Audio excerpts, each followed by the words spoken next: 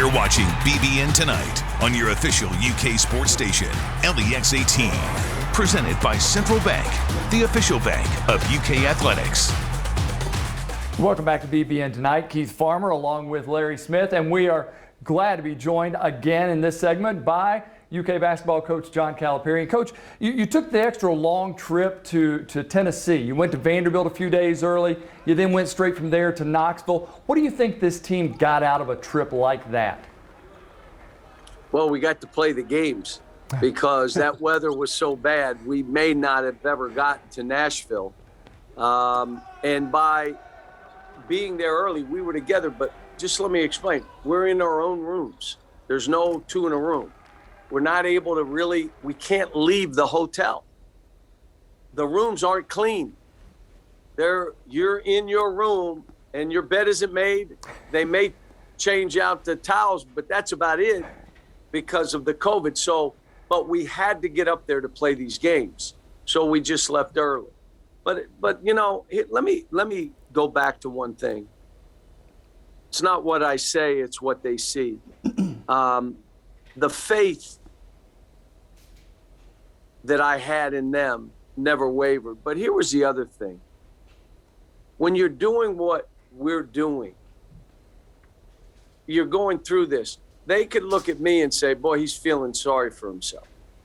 Well, I have no right. I have been so blessed my whole career. I've been blessed to be the coach at Kentucky, to be here, to go through the last 11 years. And all right, now we hit a bump in the road. Well, I'm going to feel sorry. What about all the blessings that have been given to me and my family through this sport?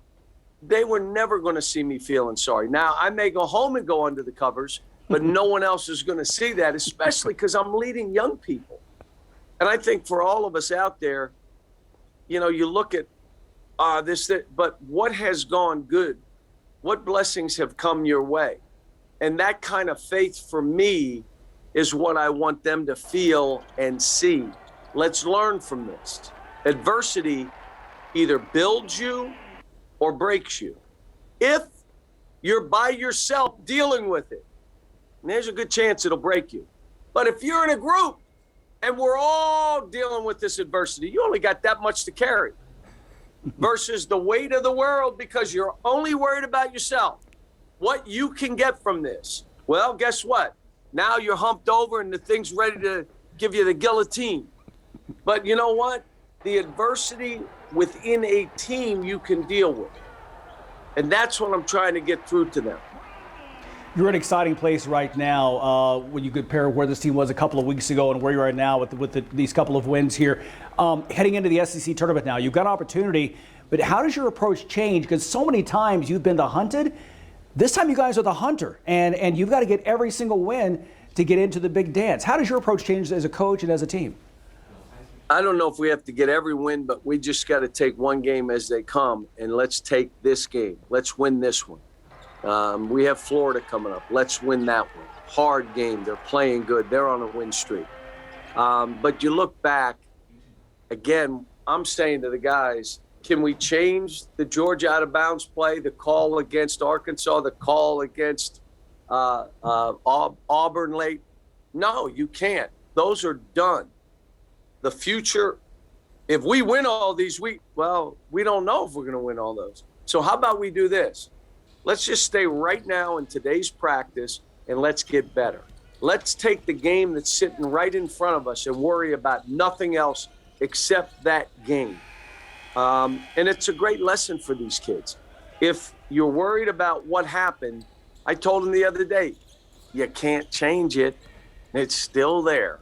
If you're worried about what may happen, guess what?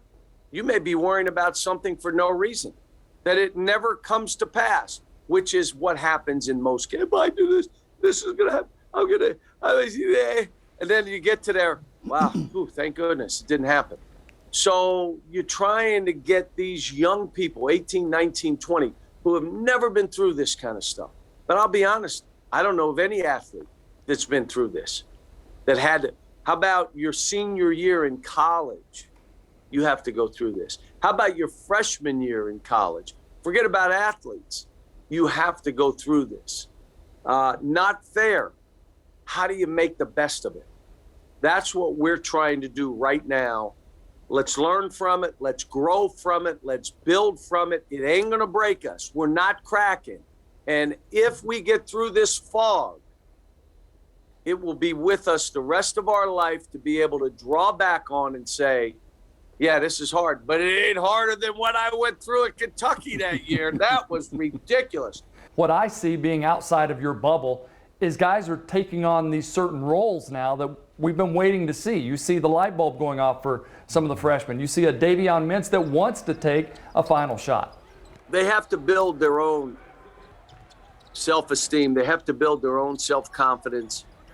And that only comes through demonstrated performance in games.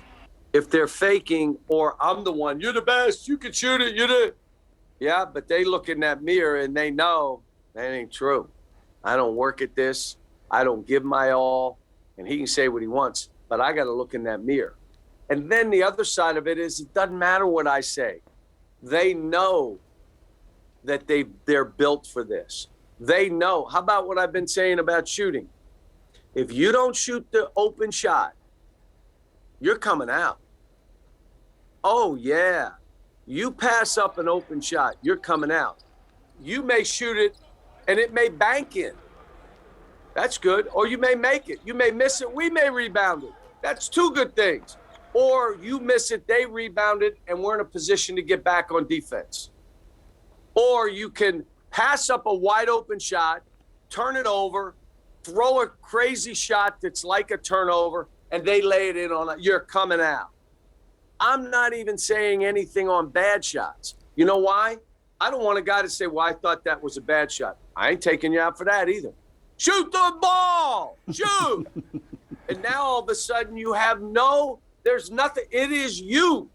If you're 0 for 10, that's on me. I'm the one that left you in. Shoot the ball!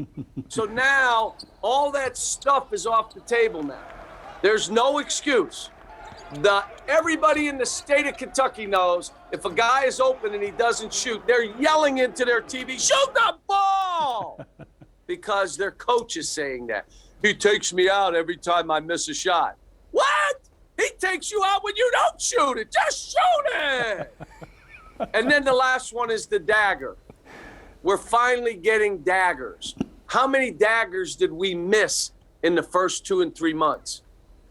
We all know them. We all can go back and say the Alabama game in that corner with 2 minutes to go was a dagger. We'd have been up 7.